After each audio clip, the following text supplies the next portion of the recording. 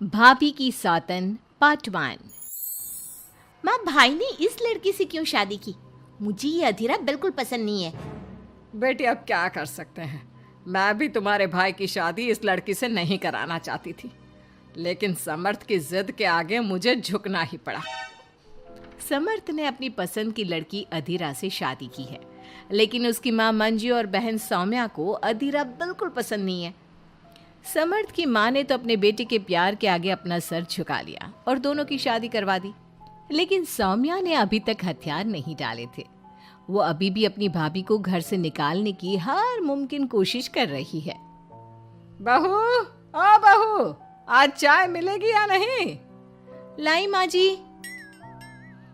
एक तो समर्थ भी न जाने कहां से इस लड़की को पकड़ कर ले आया है। हर काम ऐसे करती है मानो हाथों में मेहंदी लगी हो। लीजिए माँ जी चाय। अच्छा तो ले आई तू चाय। मुझे तो लगा था कि तू सुबह की चाय दोपहर के खाने के बाद देगी। माँ जी, दूध वाला लेट आया था, इसलिए चाय बनाने में लेट हो गई। इतने में सौम्या वहां आ जाती है। माँ, मैं अपनी सहेली देविका से मिलने जा रही हूँ, शाम को आऊंगी। सौम्या, मैंने तुम्हारे लिए नाश्ता बना दिया है, पहले नाश्ता कर लो फिर चली जाना। मुझे आपके हाथ का बेस्वाद खाना नहीं खाना। मेरी सहेली देविका बहुत अच्छा खाना बनाती है, मैं उसके यहाँ खा लूंगी। ओके माँ, बाय, मैं चलती हूँ। सौम्या के जाने के बाद मंजू अपनी बहू पर चिल्लाते हुए कहती है, बहू, तूने इतनी बुरी चाय बनाई है, इससे अच्छा तो तू जहर पिला देती, कम से कम वो मीठा तो होता।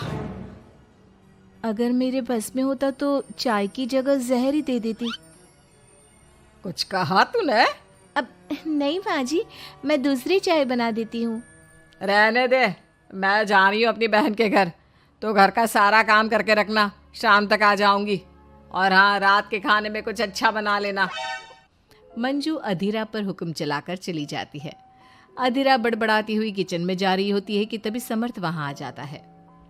अधीरा, नाश्ता लाओ जल्दी से, ऑफिस के लिए देर हो रही है। क्या करोगे नाश्ता करके? किसी को भी मेरे हाथ से बना खाना पसंद नहीं आता, आप भी बाहर ही कर लेना नाश्ता।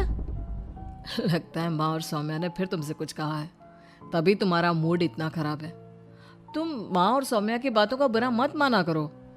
मैंने माँ के खिलाफ जाकर शादी की है ना, इसलिए वो तुमसे कुछ उखड़ी उखड़ी रहती है।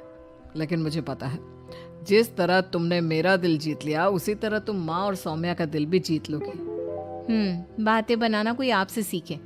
अब आपको ऑफिस के लिए देर नहीं हो रही? हो तो रही है, लेकिन सोच रहा हूँ सौम्या और माँ घर पर नहीं है, तुम दिन भर अकेली घर में क्या करोगी? मैं आज ऑफिस की छुट्टी कर ही लेता हूँ। नहीं नहीं नहीं, मैं घर में अकेली रह सकती हूँ, आप ऑफिस जाओ। चलो जाओ और अपना काम करो। समर्थ ऑफिस चला जाता है और शाम को जब सभी घर आते हैं, अधीरा सबके लिए बड़े प्यार से खाना तैयार करके रखती है।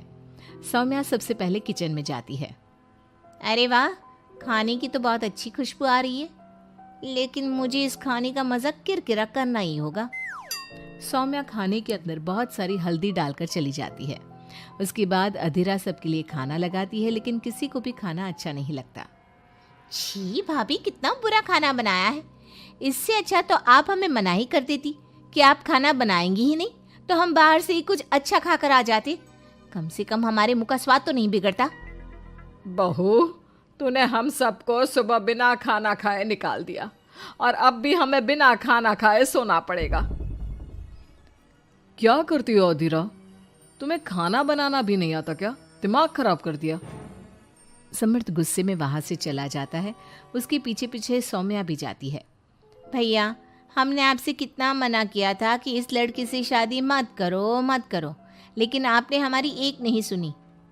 आप मेरी सहेली देविका को तो जानती हो ना, सुंदर होने के साथ साथ हर काम में माहिर है। सौम्या देखो, मैं वैसे ही परेशान हूँ, तुम मुझे और परेशान मत करो, जाओ यहाँ से। सौम्या ने समर्थ के दिल में अधीरा के लिए नफरत डालने की कोशिश की। अगली सुबह अधीरा जल्दी सोकर उठी और सबके लिए नाश्ता बना लिया, लेकिन समर्थ बिना कुछ खाए ही ऑफिस के लिए निकल गया। सौम्या भी ये सब नोटिस कर रही थी। उसने देविका को घर पर बुला लिया। देविका, आज भैया बहुत गुस्से में है, आज तुम ऐसा खाना बनाओ कि भैया उस अधीरा की तारीफ करना भूल जाए। सौम्या, तुम ये सब क्या कर रही हो? तुम्हारा भाई शादीशुदा है, वो कभी मुझसे शादी करने के लिए तैयार नहीं होगा। लेकिन तुम तो भाई से पहले से ही प्यार करती थी ना। हाँ करती थी, लेकिन ये उन दिनों की बात है ना। चुप रहो तुम। अगर तुम्हें भैया को पाना है तो तुम्हें वही करना होगा जो मैं कहूंगी। सौम्या ने जैसा जैसा कहा देविका ने वैसा ही किया। देविका ने बहुत ही स्वादिष्ट खाना बनाया। शाम को सभी लोग इकट्ठा हुए और सबने एक साथ मिलकर खाना खाया। इतना मजेदार खाना खाकर सबने देविका की खूब तारीफ की। समर्थ ने अपनी पत्नी को ताना देते हुए कहा, अधीरा, देविका ने कितना अच्छा खाना बनाया है। तुम्हें देविका से खाना बनाना सीखना चाहिए। अब तो ये रोज की बात हो गई। सौम्या हर बार देविका को अपने घर बुलाती और किसी न किसी बात पर अधीरा को शर्मिंदा करती। सौम्या अपने भाई की बात देविका से कराने लगी। अब समर्थ भी देविका से प्यार करने लगा। सौम्या ने अपने भाई से कहा, भैया आपको देविका पसंद है ना? अरे तुम ये क्यों पूछ रही हो? क्योंकि मैं चाहती हूँ कि आप देविका से शादी कर लो। अरे सौम्या, ये मुमकिन नहीं है, क्योंकि देविका मुझसे शादी करने के लिए कभी तैयार नहीं होगी और अधीरा भी इस रिश्ते से खुश नहीं होगी। आप देविका की चिंता मत करो, उससे मैं बात कर लूंगी। आप बस अधीरा भाभी को समझा दो। सौम्या की बात सुनकर समर्थ अधीरा के पास जाता है। वो उससे अपनी और देविका की शादी की बात करता है।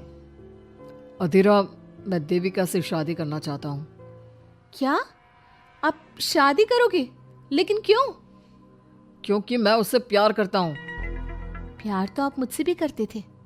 कल कोई और लड़की पसंद आ जाएगी तो तीसरी शादी कर लोगे? देखो अधीरा, तुम्हें घर में कोई पसंद नहीं करता। तुम्हारी शादी मैंने माँ के खिलाफ जाकर की थी। अब तुम मेरे और देविका के बीच में मत आओ, प्लीज। क्यों बीच में ना हो? मैं ये शादी नहीं होने दूंगी, आप चाहे कुछ भी कहो।